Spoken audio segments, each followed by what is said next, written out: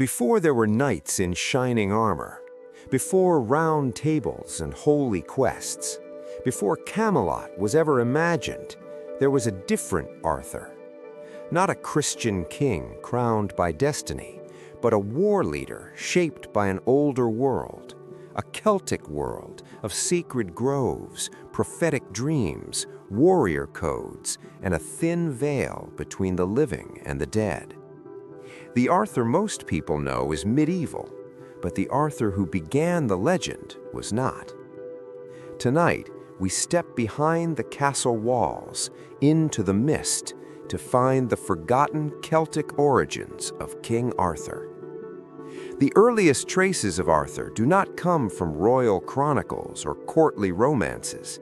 They emerge instead from fragments, poems, oral traditions, and heroic lore from Celtic Britain and Wales. These sources describe not a polished king, but a battlefield commander, a dux bellorum, a leader of war bands in a time when Roman rule had collapsed and the island was fractured. This was not yet the age of chivalry, it was the age of survival. In these early traditions, Arthur appears as a defender against invading forces, often associated with battles against the Saxons. But what matters most is not whether every battle happened exactly as described. What matters is how he was remembered. He was remembered as larger than life, a figure who stood at the border between history and myth. And that border in Celtic culture was never rigid. Celtic storytelling did not separate the heroic from the supernatural. A great warrior could also be touched by the other world. Prophecy, magic, and fate were not narrative decorations, they were expected parts of reality. Which brings us to Merlin. The Merlin most audiences know, the robed wizard of later legend, is actually a fusion of several earlier Celtic figures. One of them is Merlin, a wild prophet associated with the forests, madness, and second sight. He was not originally a court magician. He was closer to a druidic seer, a man transformed by visions and catastrophe, living at the edge of society and sanity. In Celtic tradition, wisdom was often found outside the court, outside order, in the wilderness. This version of Merlin does not serve kings because of royal loyalty. He speaks because he sees, and what he sees cannot be avoided. That is a deeply Celtic idea. Prophecy is not guidance, it is gravity. Then there is the sword. Most people know Excalibur as the sword and the stone, a divine test of kingship. But in earlier layers of the legend, the sword is not pulled from stone at all. Instead, it is received from a mysterious Lady of the Lake, a supernatural feminine figure tied to water, liminality, and the other world. Water, in Celtic symbolism, is not merely natural, it is a threshold. Lakes and rivers were believed to be entrances to other realms. Offerings were thrown into them, weapons were dedicated to them. To receive a sword from a lake spirit was not fantasy, it was mythic logic.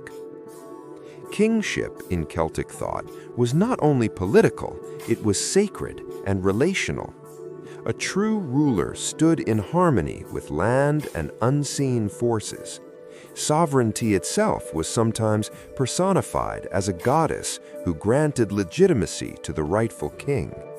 The sword from the lake is not just a weapon, it is recognition. And then we come to Avalon. In later medieval romance, Avalon becomes a mystical island where Arthur is taken after his final battle.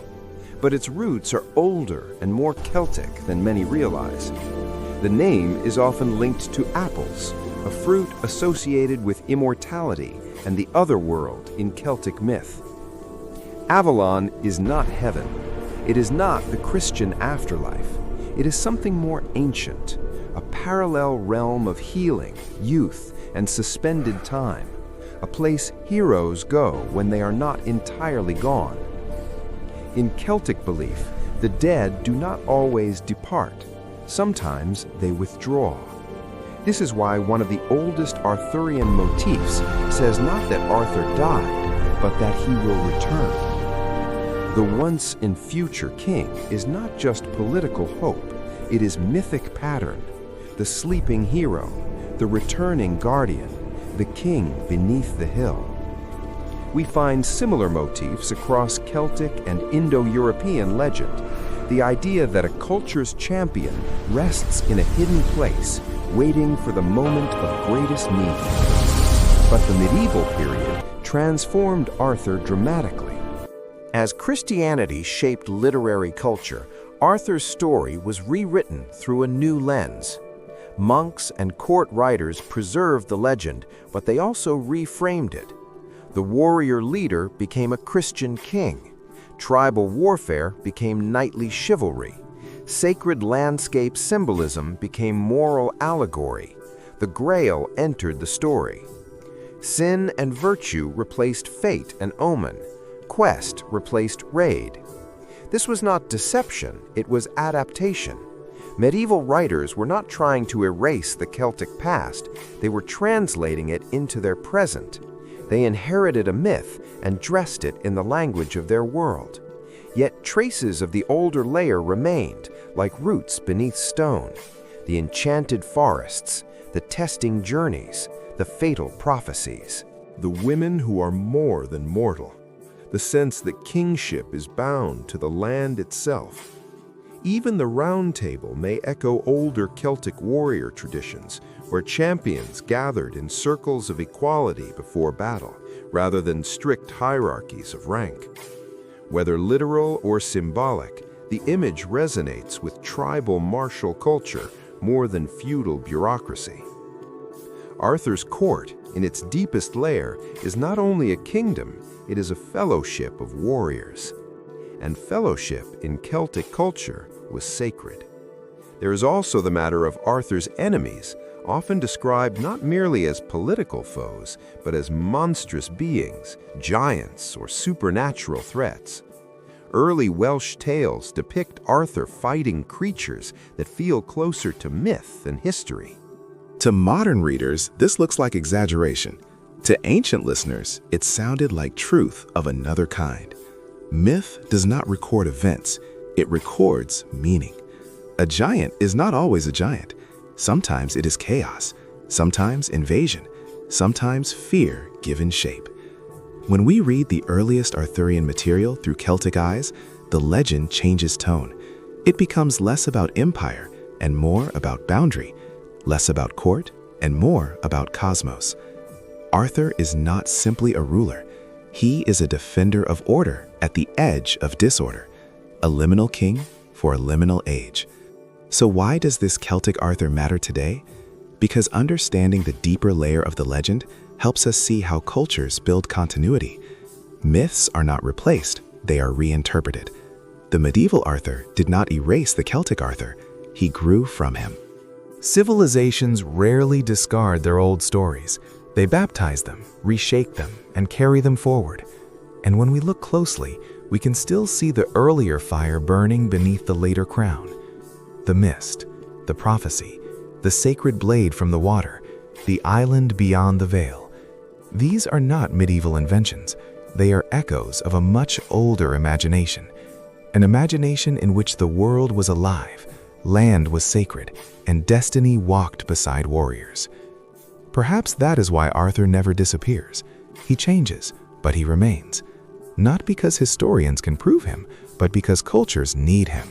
A figure at the threshold, a promise that order can return, a king who sleeps but does not vanish. The medieval storytellers gave him armor and courtly grace. The Celtic past gave him mythic depth and wild power. Together, they created one of the most endearing legends in Western memory. And maybe the real magic of Arthur is not the sword, or the crown, or the prophecy, but the way a story can travel across centuries, across religions, across worldviews, and still feel alive when told beside the fire. If this journey into the deeper roots of medieval legend intrigued you, consider staying with us, because many of the stories we think we know are older, stranger, and more revealing than they first appear. And here we follow the echoes back to where they began.